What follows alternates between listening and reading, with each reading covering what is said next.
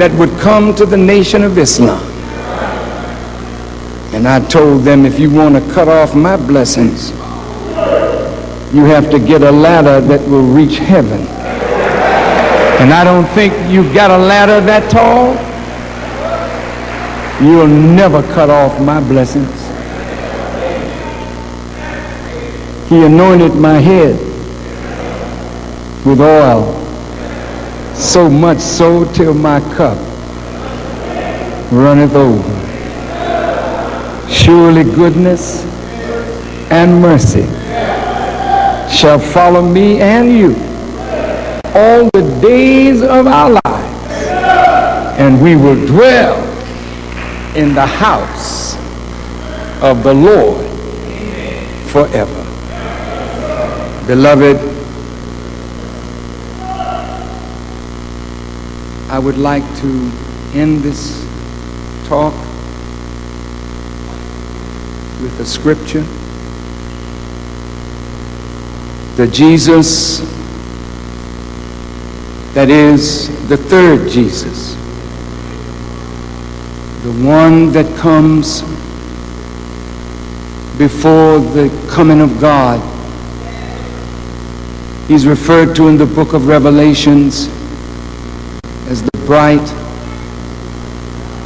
and the morning star. When you look toward the east, after the darkest hour of the night, you will see a star. It's a planet. It's called the morning star. And if you follow that star, it takes you right up into the light of the sun and gets lost in the light of the sun. It means that at the end of the night, one is coming that will lead you to the light. And both you and that one will get so lost in the light that you will become a nation like the sun itself. So I close this reading from the book of Isaiah.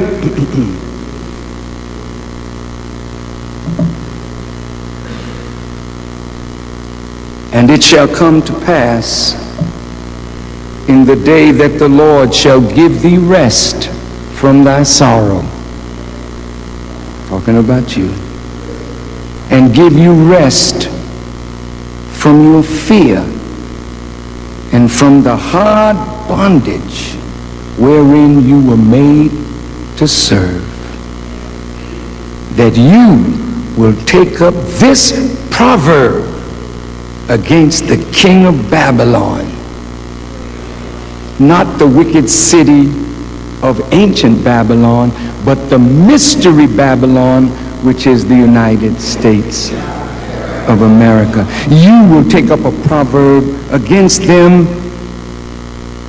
and this is what you will say: how hath the oppressor ceased? The golden city ceased, because the power of your God is going to stop his oppression, and the power and influence of America is going to weaken all over the earth. It is happening as we speak. Now listen, listen, listen. The Lord hath broken the staff of the wicked and the scepter of the rulers. That means those that rule us, their staff is broken and their scepter, meaning their authority, is being challenged now. He who smote the people in wrath with a continual stroke, he that ruled the nations in anger is persecuted now, and none hinders. We sent a spy plane over China.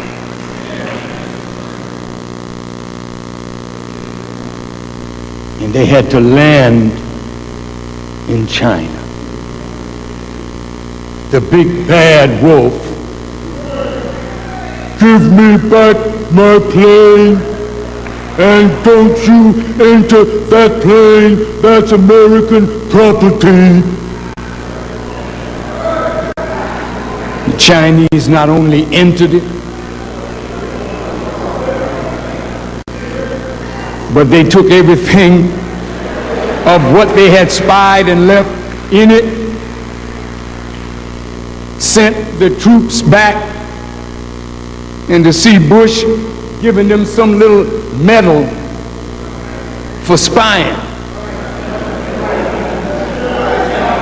We're proud of you, soldiers, your character.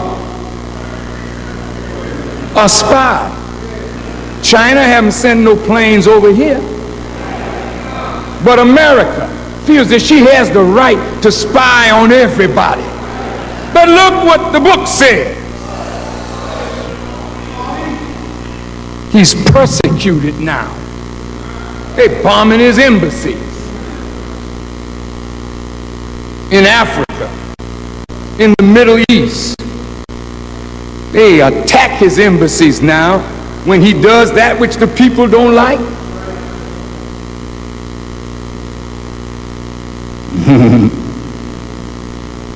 It says the whole earth is at rest and is quiet. They break forth into singing. That day is coming when America's power is broken. There'll be a lot of folks singing because she's the terrorist that terrorizes the earth. A suicide bomber went into a crowded store, blew himself up. You say he's a terrorist. To my Japanese family, kamikaze pilots, they knew they were going to die, but they strapped themselves in the plane and locked it.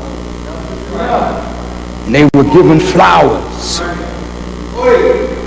And their aim was to drive their plane right into battleships and the warships of America. Kill themselves. They were not foolish people.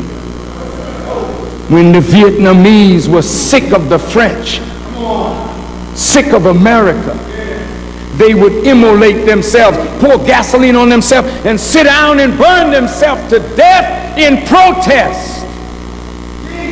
You know why? Life has no meaning without justice, without freedom, without equality. The Palestinians living under wretched conditions. You want Arafat to stop the violence? Arafat didn't start the violence. He's a product of the injustice of Israel.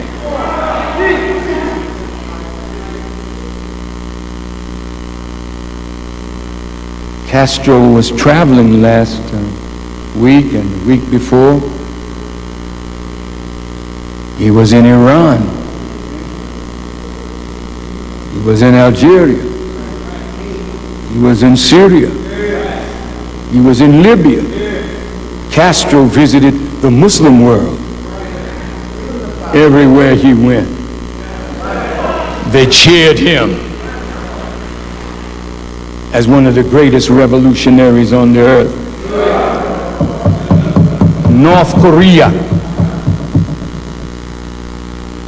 and the effort to unify North and South Korea. The enemy doesn't want that. South Korea has much to teach the North, but the North also has much to teach the South. One of the most disciplined societies in all of Asia.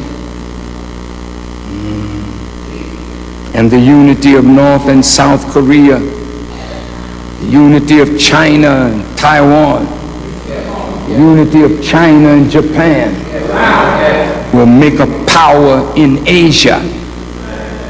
So the Japanese are saying to America, we need our own army again.